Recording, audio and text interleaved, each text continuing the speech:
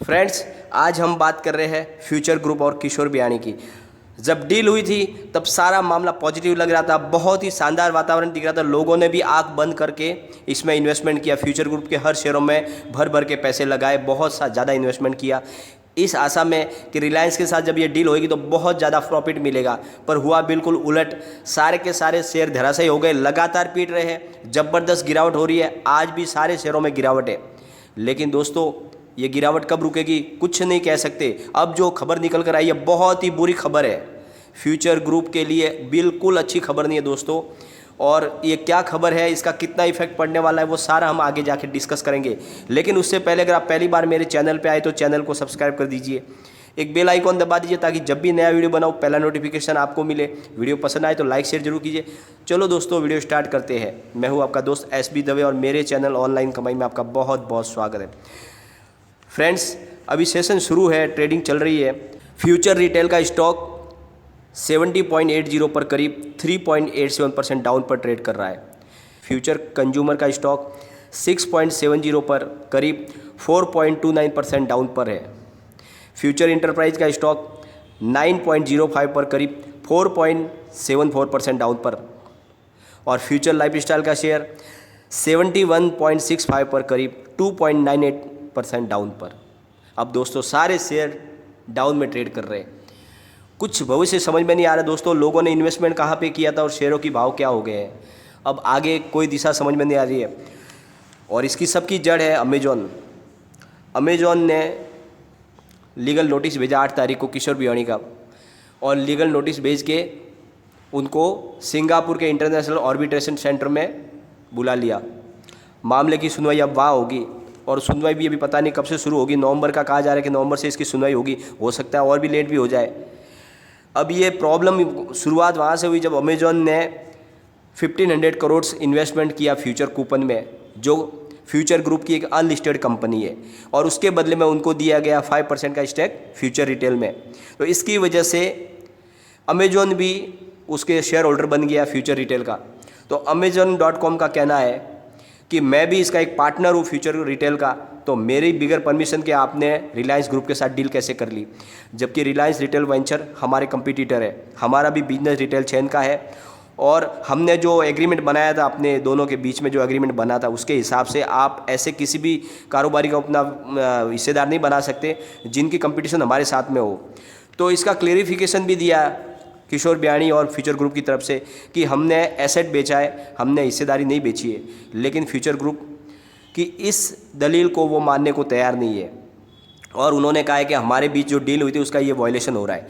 अब प्रॉब्लम कहाँ से शुरू हुई, अमेजॉन ने साल 2018 में आदित्य बिरला ग्रुप की कंपनी मोर, जो रिटेल चेन का कारोबार करती है, मोर को 4200 करोड़ में खरीद लिया था। तब से Amazon.com जो है वो रिटेल चेन के कारोबार में है। और अब ये रिलायंस रिटेल वेंचर की जो डील हुई है हमें फ्यूचर ग्रुप के साथ में, तो उसकी वजह से उसका जो बिग बाज़ार का और पूरा जो कारोबार है वो रिटेल चेन का वो भी मिलने वाला है रिलायंस रिटेल वेंचर को। तो सबसे बड़े कंपटीटर हो गए अमेजॉन और रिलायंस रिटेल वेंचर। तो अमेजॉन किसी भी तरह से इस डील को रोकना चाहता है। इसके लिए वो सिंगापुर इंटरनेशनल ऑर्बिट्रेशन सेंटर में उसने मामला दर्ज करवाया। अब वहाँ पे इसकी सुनवाई होगी दोस्तों। लेकिन उससे पहले एक बहुत बड़ी मुसीबत अब सामने खड़ी हो गई है फ्यूचर ग्रुप के लिए। जब से ये मामला आगे बढ़ा है तो सबको समझ में आ गया है कि ये मामला बहुत लंबा खींचने वाला है, डील अभी फुलफिल हो ही नहीं सकती, क्योंकि नवंबर में सुनवाई होगी और जानकारों का कहना है कि 8 से 9 महीने का टाइम लग सकता है पूरी सुनवाई होने में। तो इस तरह से डील तो लंबी डिले हो जाएगी।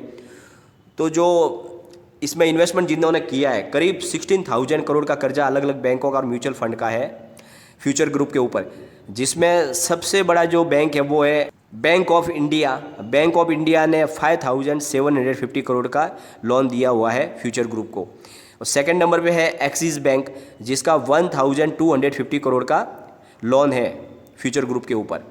और तीसरे नंबर पे है बैंक ऑफ बड़ौदा, जिनका है 750 करोड़, 750 करोड़ बैंक ऑफ बड़ौदा का है। और बहुत सारे म्यूचुअल फंड का पैसा भी लगा हुआ है इनमें, क्योंकि खुद किशोर बियाणी भी म्यूचुअल फंड का बिजनेस करते थे, तो इसमें इन्वेस्टमेंट बहुत लगा पड़ा है। तो वो अब लोग रुकने को तैयार नहीं है। उनको अभी ये बात समझ में आ गई कि ये डील आगे जा सकती है, लंबी हो सकती है, डिले भी हो सकती है, हो सकता है कैंसिल भी हो जाए।